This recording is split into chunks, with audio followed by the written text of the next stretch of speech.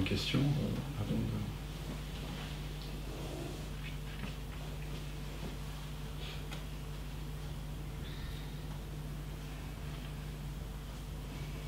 Je vais juste dire que j'aime bien le mot espace parce que c'est beaucoup plus impersonnel que.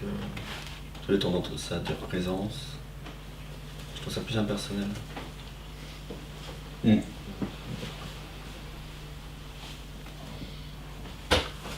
On a donné beaucoup de noms à ça.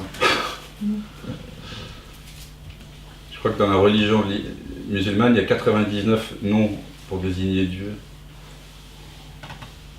Et un d'entre eux, c'est je suis. Mais c'est vrai qu'espace, c'est très laïque. J'aime bien aussi. D'ailleurs, vous voyez bien que pourquoi l'espace? Parce que si par exemple on prend l'espace de cette pièce, on peut assez facilement avoir l'intuition que, quelle que soit la configuration, la façon dont on est assis, dont les meubles sont bougés ou pas, l'espace il est toujours là. L'espace ne résiste pas, hein. On peut être en train de faire une boum, séance de méditation, massage, faire un gueuleton, de se hurler dessus, se disputer, s'entretuer, l'espace, il demeure espace. Ça a un côté dilaté et le sentiment d'expansion, enfin la sensation d'expansion, ça va bien avec. Oui. Et puis inaffecté. Le jour où cette maison n'existera plus, toutes ces personnes qui sont présentes ici n'existeront plus, et l'espace sera toujours là. Donc quand on parle d'espace, c'est simplement que l'espace que nous sommes est un espace conscient.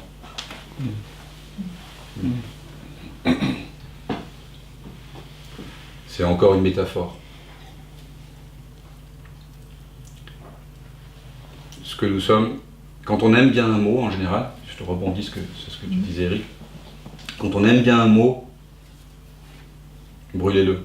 Hein, oui, c'est ça, il faut en changer de temps en temps. Voilà, quand vous rencontrez un Bouddha, tuez-le. Dixit le Bouddha. Donc dès qu'il y a un mot, vous attachez un mot, forcément ça renvoie des arborescences, alors peut-être très, très, très sympathique, très transparent, mais c'est quand même des arborescences. Ça fonctionne vite. Hein, Donc je ne suis ni ceci ni cela. Je ne suis rien. Et même le mot rien est encore...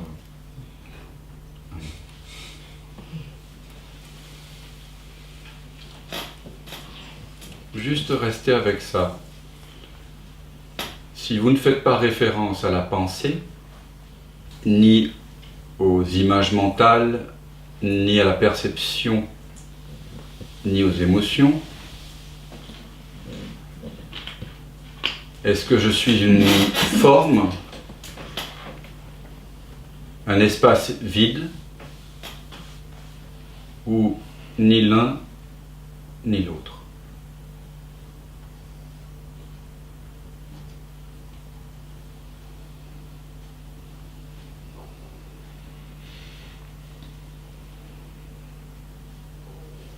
Si je ne fais pas référence à la mémoire, aux images mentales, à la perception, aux émotions, est-ce que je suis quelqu'un, personne, ou ni l'un ni l'autre?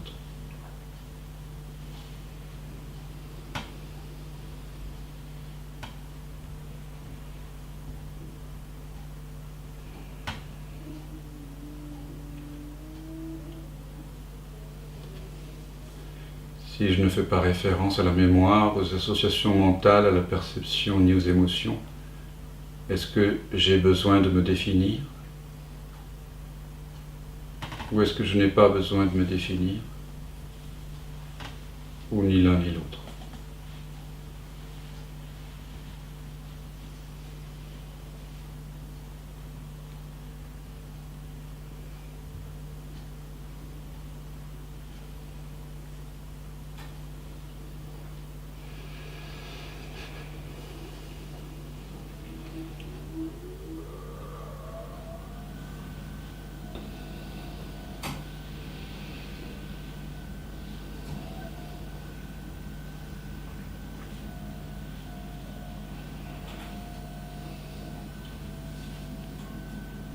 Alors, qui êtes-vous?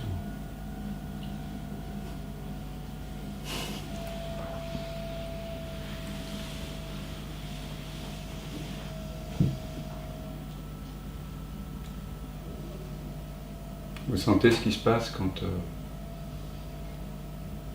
vous êtes aimanté par ni l'un ni l'autre, si tel est le cas, et non pas par un des pôles de la dualité. Vous sentez que vous êtes vraiment au-delà. Il y a comme une évidence d'être aimanté par cet au-delà. Et chaque fois que vous reconnaissez que vous n'êtes ni ceci ni cela, ce que vous êtes réellement se révèle à vous. On peut même ne pas mettre de mots dessus.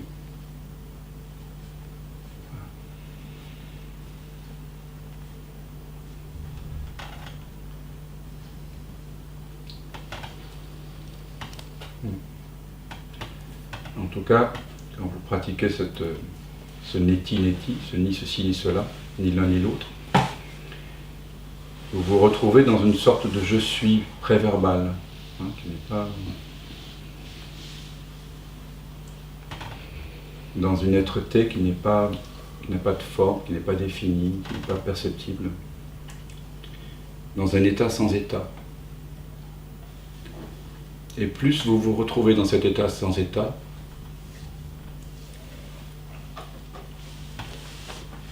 plus il est possible que vous reconnaissiez votre vraie nature. Qu'elle se rappelle à elle-même entièrement. Ça viendra de ce côté-là. Ça viendra du côté de ce ni l'un ni l'autre. C'est de là, c'est dans cette direction. Quand les grands maîtres vous invitent à rester dans le je suis, ou dans le jeu primordial, ou dans l'espace, c'est encore une direction. C'est pas ce que vous êtes. Vous n'êtes pas le je suis. En quelque sorte, le je suis, c'est juste un seuil. Vous vous retirez dans je suis, et vous demeurez sur ce seuil. C'est la porte. Plus vous demeurez là, toutes choses étant égales par ailleurs, ça vient vous chercher. Je lisais un texte que j'ai partagé sur Facebook là, il y a quelque temps de Maître Eckhart qui disait, ça s'appelait du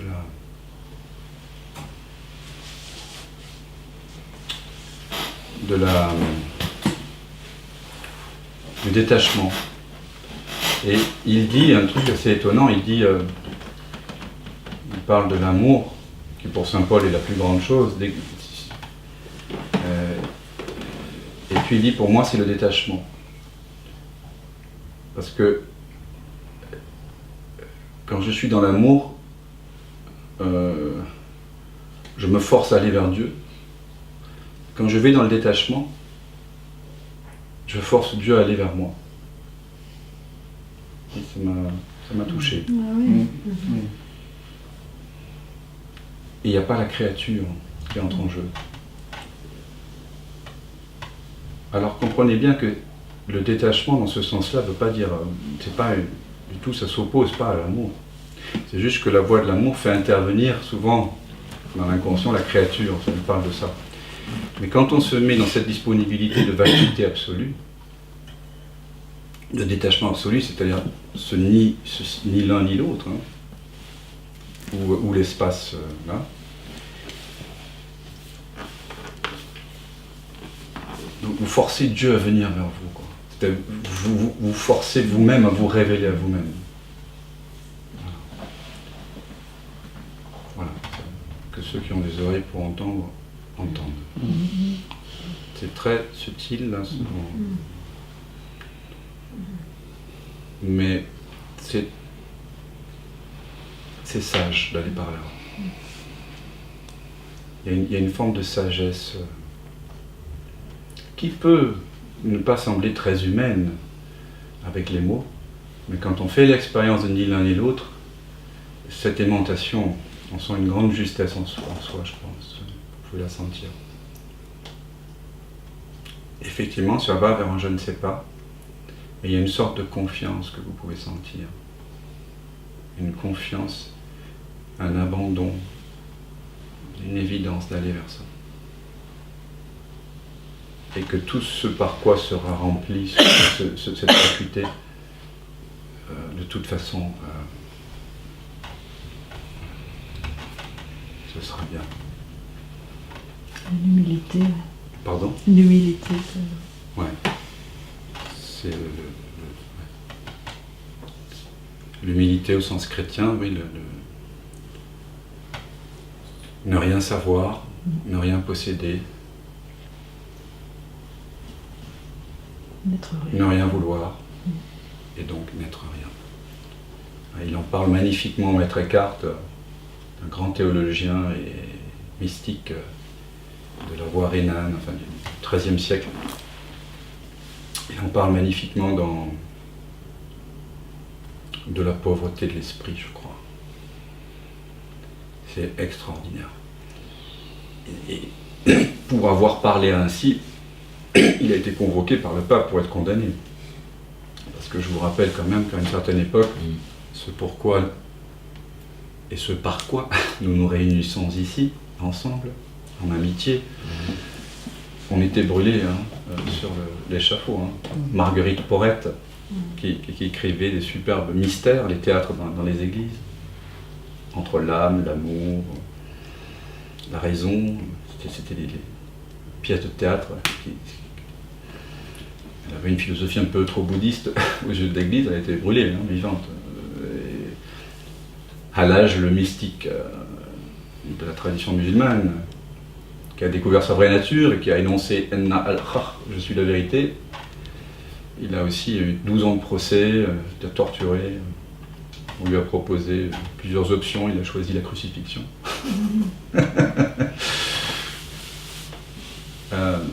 Découvrir sa vraie nature en certains temps un peu sombres était vraiment considéré finalement comme le plus grand danger pour les pouvoirs institutionnalisés, la religion et voilà, le système de croyances, puisque tout fonctionne à travers les croyances. Donc, découvrir que nous sommes la présence dans laquelle apparaissent et disparaissent les croyances.